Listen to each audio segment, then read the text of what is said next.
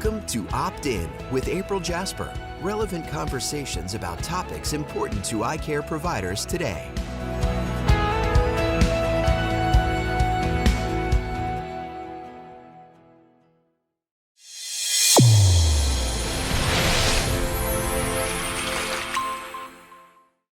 Your eyes and your vision are under attack. Damaging blue light from the sun, your phone, your computer, your tablet, even light bulbs and car headlights is constantly bombarding you. The good news is our eyes actually already have a line of defense to counter the effects of blue light. This defense is made up of 3 pigments called carotenoids. MacuHealth with Micromicelle, the only supplement with the exclusive patent on all 3 macular carotenoids and Micromicelle technology. Hi, everyone. I'm here with Dr. Jim Stringham, and I'm excited to be here. He's going to tell you a little bit about where we are actually sitting. I know it's a beautiful view, and we wanted that on purpose so they get a feel for Ireland. But what I want Jim to do first is tell us a little bit about himself and where we are today. And then we're going to talk about his summary or take-home messages from the conference we were just at, Brain and Ocular Nutrition. So Jim, go ahead and tell everybody about you. Okay, well, I've been in this area about 25 years, and I'm a PhD researcher. I graduated from the University of New Hampshire back in 2002 with a PhD in experimental psychology and neuroscience, and I did some postdoctoral research at the Harvard Medical School, Medical College of Georgia, and I've been around the block. I worked at the University of Georgia. I worked with the Air Force Research Laboratory in San Antonio, Texas, and then came back to the University of Georgia, the Duke Eye Center in Durham, North Carolina, and then currently I'm the Chief Scientific Officer for MacuHealth. And this is, it's pretty wild getting over here to Ireland. We are in Ireland, and we're at the Carriganor House, part of what used to be the Waterford Institute of Technology, now the Southeastern Technical University. And so this is where my colleague and good friend John Nolan works. And he has created a really pretty amazing facility here, a research institute. They do a lot of work in terms of nutrition and health, performance, both cognitive and visual performance, and like I say, we go back about 20 years, and so it's really been a whirlwind trip over here. We're doing a lot of cool work, and it's great to see everybody this fervor increasing in terms of the interest in the field and what we can do. I know I've been so excited to learn and be able to see how the science is even improving and changing. So I want to kind of rewind, and we've had time now, both of us, to think a little bit, not that you had to because you're very involved in all of this research anyway, but we've had time to kind of reflect back on what we heard this week. So tell me what your highlights are / takeaway message from, and I know that's asking a lot, but from all of the presentations that we heard. Yeah, no, we saw so much good science, and in terms of nutrition, a lot of new things like work on the microbiome, for instance. Yeah. We've all, most of us anyway, heard about this in some capacity. Probiotics and et cetera, and how to, healthy gut equals healthy body. And largely that's true. How do we impact that with nutrition? We learned a lot about that at Bonn. Expanded roles for these special carotenoids, the colored, molecules that make up the color of fruits and vegetables. Lutein, zeaxanthin, mesozeaxanthin being some of those. Omega-3s, and others, very long chain omega-3s. I was pretty excited to hear about these. These are, compounds that are generated, that are synthesized in the body from the omega-3s that we're all familiar with, EPA and DHA. And so there may be some really cool applications there. Further, the transformation from, sort of the Western view of things where you wait until it's broken and then fix it, shifting more so, and I'm a huge fan of this, getting more towards preventative care. That is, that's where we're moving. And this is, I say it's the scientific community, and medicine is buying in. I work with several optometrists like yourself and ophthalmologists as well. They're starting to see the benefit of nutrition, and it's not an unreasonable thing. You're not, taking crazy doses of things. It's just natural, what we're supposed to be getting, and then we're seeing these beneficial effects. immediate effects and then also long-term.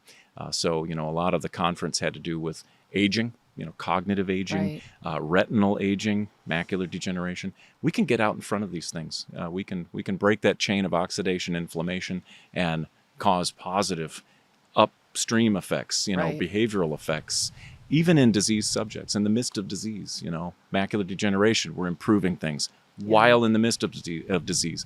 And then same thing with Alzheimer's. There are, a couple of new reports out that suggest, omega-3s, macular carotenoids can have a positive benefit there. That's extremely exciting to me. Oh, yeah. I mean, think about that. The impact.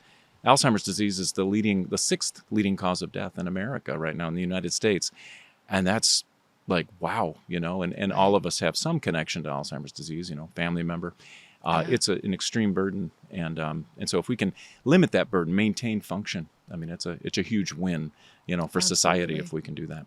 And we think about that with not only going through it with our families, but we also think about it because that if you have a family history and you have other risk factors, which there are other risk factors, that I hope there's something that I can do for me and for the others in my family. So that goes back to the prevention piece. Yeah. Indeed. Yeah, it is absolutely critical. So, the families of individuals who are suffering with Alzheimer's disease, not only do they want help and assistance and, something, they want to hold on to hope for their loved one, but, it's like, well, that could be me in 20 or 30 or 40 years. It could be my child, coming up through the family. And so, if we can, again, take this preventative approach, we know from my macular pigment work that if you can build it up very early. I mean, I have my daughters. Okay. I mean, my daughters since they were 5 or 6 years old. Wow. Supplementing, making sure they're getting the right foods, putting, kale and spinach into smoothies and, tearing it up and, hiding it behind the flavor of blueberries and bananas, Right. So, and that's how you have to do it with kids sometimes, is sneak them their vegetables. But it has benefited them greatly. They're 15, 16, and 18 now. I have 3 daughters. God help me. But 3 teenage daughters, no less. No, they're fantastic. But, they have high levels of macular pigment, very high levels. My oldest daughter has higher than I do, and that's saying something. So let's jump into how is and why is a high level of macular pigment important, and how does it affect vision, and how do you even test, and how does it relate to vision? I know that's some of your background, what you've been testing for years. Mm-hmm. Tell us why it matters. Wow. Okay. So it's interesting. And I guess maybe I can sum it up with one case. And I've had several of these, but one recent case from the Duke Eye Center is a kid, 21-year-old Duke student, healthy, fit, intramural sports. And, you would look at him on the street and say, there's a healthy young individual. Yeah. He came into clinic and we were using him as like a test subject in a trial. He wanted to make a little extra money. And so measured his macular pigment and he had virtually none, 0. And so that's pretty rare. We measure a lot of folks who are low, and that's kind of, par for the course. But 0 is fairly rare. It's like 1 out of every 100 people. So I retested him just to make sure, recalibrated my device. Wow. Indeed, it was 0, literally 0. And I said, Justin, what are you eating? Have you ever eaten a vegetable in your life? And he, with a straight face, comically almost to me, said, I don't think I have. And I was like, what? If I was to call your mother right now and say, hey, did you ever feed Justin, a vegetable? He said, I fought my parents so hard. I even take the, iceberg lettuce off my hamburger. I'm a tomato. He doesn't eat anything. And I said, wow, that's incredible. I tested his contrast sensitivity. It was kind of on par with somebody who has cataract. Like a 75-year-old person with cataract. It was terrible. Speed of visual processing, same thing. I had tested previously a lady, a 67-year-old with severe glaucoma the day before, faster visual processing speed than Justin, this 21-year-old, otherwise healthy individual. So, but wait a second, you didn't talk about visual acuity. So. Yeah, this is interesting. He had very good visual acuity. So this is a thing that people get confused about is, they think visual acuity, 20/20, reading the small line on the eye chart is visual performance. Right. And in fact, visual performance is this suite of effects. It's a collection of abilities. Visual acuity is one, and the resolution of objects is important for sure, but there's so much more. There's, dark adaptation. How quickly can you sort of adapt to the dark, Right. after coming from a bright environment. Contrast sensitivity is really real world visual performance. So if your acuity is pretty good, but you really struggle outside in bright light or dim light, hard to make out different objects, that's contrast sensitivity. And, speed of processing. I work with high-level military personnel in sports, athletics, high-level pro athletes. And, of course, speed of processing is really important to them. It's important to everybody, really. So How do you change that? And you can change that by increasing macular pigment level by, either changing your diet to be very healthy or supplementation, regular, consistent supplementation. You'll see that thing go up, up, up. And these other parameters are just really strongly correlated with the macular pigment. So, yeah. So what did you do for Justin then? What would be the first step for him? Well, for him, and it's the case for a lot of people, even if you have good intentions, it's difficult to get the right foods in your diet consistently every day. And so for Justin, I was like, hey, here's an extra bottle of, MacuHealth, effectively, these macular carotenoids, lutein, zeaxanthin, and mesozeaxanthin. Take one a day. And then, so I left Duke to become, chief scientific officer for MacuHealth, but I have buddies back at Duke that have tested him, and he has come up from 0 to about the average level of folks in America in about a year. And his contrast sensitivity, within about 3 months, it had changed and it improved significantly. Yeah. Speed of processing, same thing. And really importantly, he noticed. He noticed these things. He's like, I don't struggle in glare as badly. I'm driving at night now and I don't have to worry about, oncoming headlights. I can see things more clearly. I feel more comfortable. And that's really cool. So, and likely he wasn't going to change his eating habits. That's the thing. Yeah. I mean, he was scared. He was shaking in his boots when he left, the clinic. But the fact is that, these habits, they form. It's one of the hardest things to change, right. Eating habits. So I think, Jim, that people that are listening are wondering 2 things right now. One, we told them what they can use to make a difference for these patients to build the macular pigment. And you told us you could potentially see a difference in their contrast sensitivity within 3 months. Is that what you said? Yeah, I would hang my hat on 6 months. Okay. And again, that's assuming consistent compliance, Okay. But we see it as early as 3 months for sure. So the other thing that you mentioned is that your daughters have been on this type of supplement for a very long time. Yeah. So how do we know? I mean, if I don't have, or if one of our listeners doesn't have a way to measure macular pigment, how do they know when this supplementation is a good idea? When should they start? How young is too young? And honestly, my way of thinking of it is really who shouldn't. So we can talk about who should, but is there any reason why you shouldn't? That's an excellent question. Going to your first question, I think starting, as young, and again, this is my experience in the science and having been doing this for about 25 years, every single trial, there's never been a single adverse event in now thousands of patients, subjects in these trials and supplementation trials. There are no drug interactions. So people who want to supplement their kids to see these benefits, they're worried a little bit, of course, about that. No toxicity level. The FDA has set, the sort of threshold dose for toxicity at like 3,000 milligrams a day. It's an insanely high amount. So it hasn't ever been shown to be toxic, to the liver, to any organs, and so the body has vast stores for it. Right. Also has places where, it puts it targeted in the retina, in the brain, and then it can also excrete it if it needs to, if there's too much. So then let's go back to the brain. So we talked about the eye. We know about macular pigment. Where do omegas fall into this? And we talked about Alzheimer's, but we didn't really tell anybody what they need to take. We told them you can supplement, you can make a difference, but we didn't tell them how. Okay. Yeah. So in a couple of ways, Yeah. omega-3s fit with the macular carotenoids. And they fit in one way in that they are extremely scarce in the diet. They're, in fact, very, very low in the diet. Based on historical data, based on looking at hunter-gatherer societies, which is kind of a Right. snapshot in the past, we should be getting much more of both of these compounds Right. in our diet. And we can't make them, we can't synthesize them, so we have to get them through diet. So there's that relationship. We're sort of deficient in both of these in terms of our diet. So that's one way.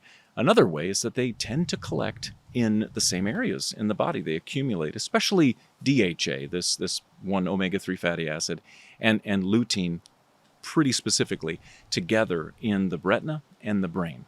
So they go to the same areas and they work together synergistically. So, lutein and DHA, for example, in neural cells like the brain and in the retina, they work together. Lutein protects the DHA from damage.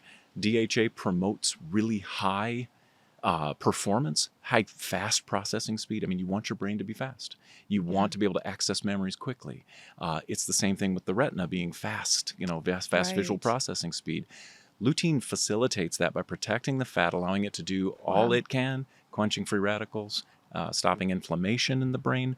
My wife, Nicole, and I did a study published in 2019 that showed that if you are in a supplement group, and this was in healthy college-age students, 6-month supplement trial, after 6 months, just supplementing the macular carotenoids, that you lower a pro-inflammatory cytokine that's specific to brain inflammation, IL-1 beta. Wow. So if you lower that, you increase neuroplasticity.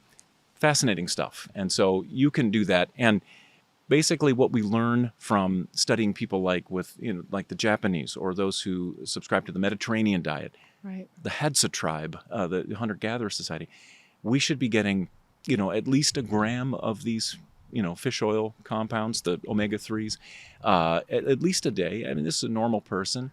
You can go higher from there and it's not going to hurt you and it could very well help. So it looks like about a gram a day there for the average person. And then we should be getting 20 to 25 milligrams of these macular carotenoids, lutein, zeaxanthin, and mesozeaxanthin. And what is it? I think you gave us a number, the average amount that an American gets of that in their diet in a day? Yeah, it's just 90 milligrams. Oh, so it's goodness. a kind of paltry amount, yeah. Yeah, so it sounds like we all need that as well. So let's go back now and talk about, everybody's following along. We know what we need for carotenoids. We are talking now about omegas. If I were to give a patient the appropriate dose for dry eye, what would that dosage of omegas be?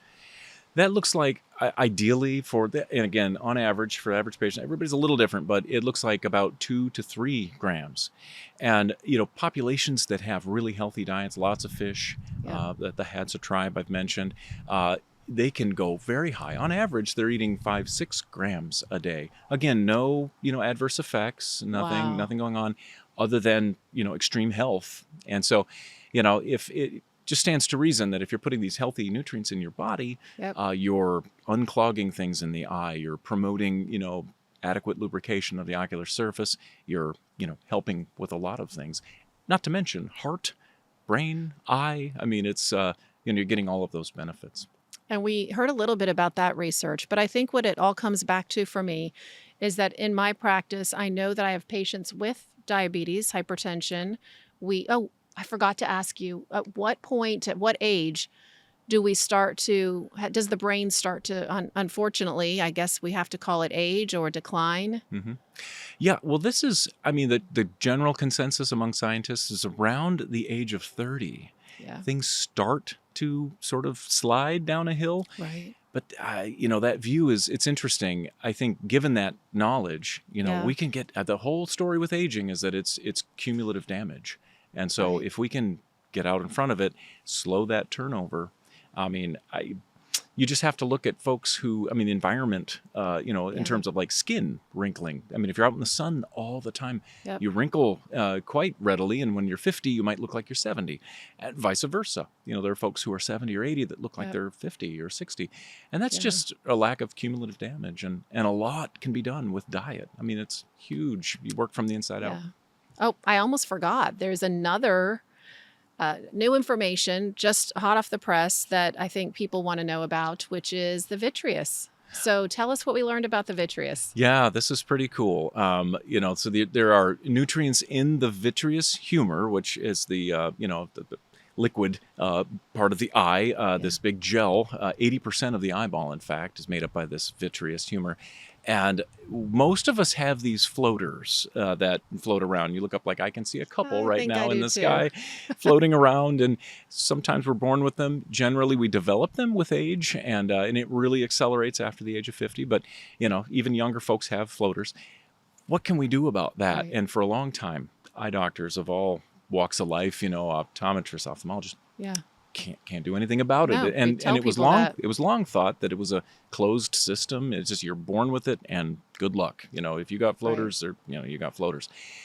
As it turns out, it's an open system. I mean, there's diffusive transport, active transport of nutrients and fluid. And so what that means is that what we put into our body can potentially make it into the vitreous. And so we analyze what's in a healthy young vitreous, and you find hundreds of antioxidants. You find hundreds of Wow. enzymes. I mean, it's all sorts of factors that can Incredible. potentially turn on. And so if you supplement these primary nutrients that are found in there, enzymatic, antioxidant, cofactors that turn on other really great things in the vitreous, you see that this glycation of collagen that it presents as floaters actually gets reduced significantly.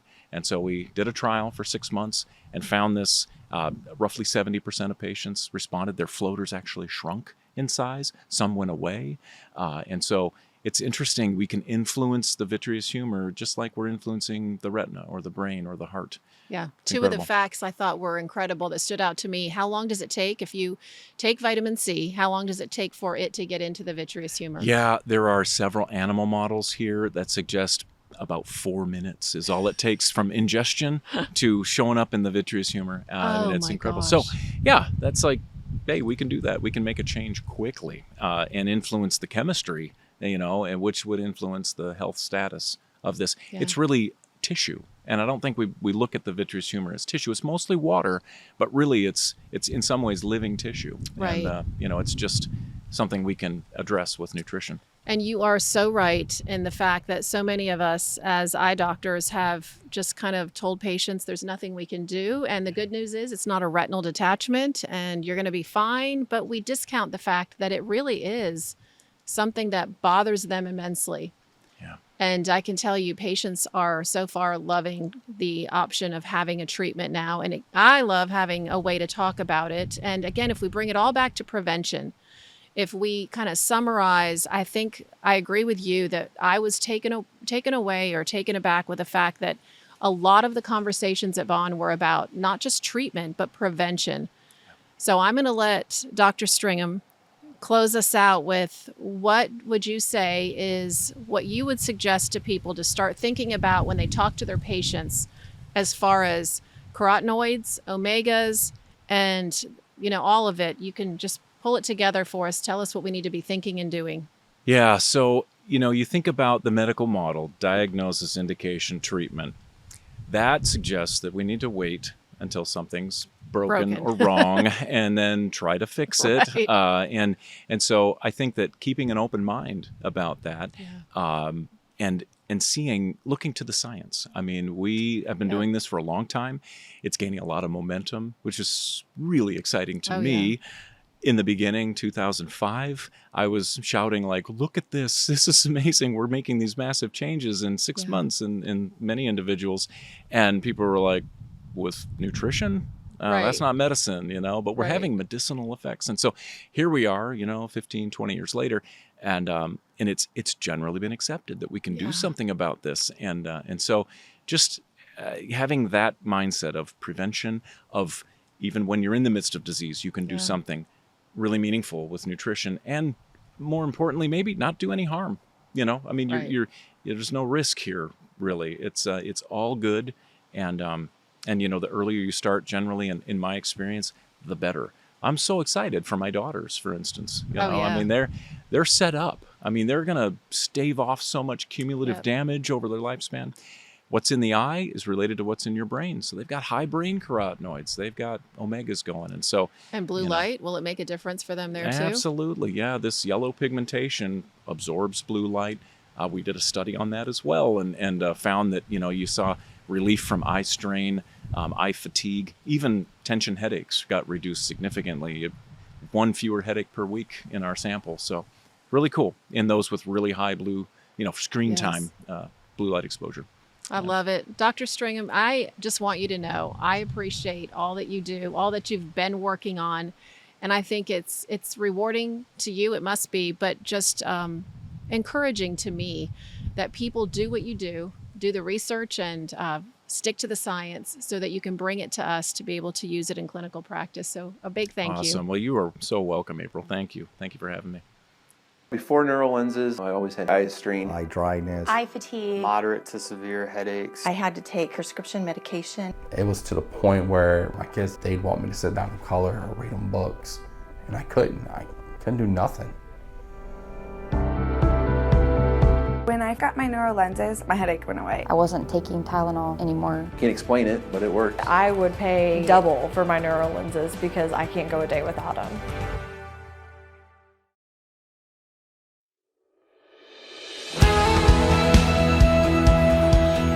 Welcome to Opt In with April Jasper. Dr. Jasper and her guests discuss hot topics, practice management tips, patient care moments, and vendor vignettes in this weekly podcast. Catch it simulcast on YouTube too.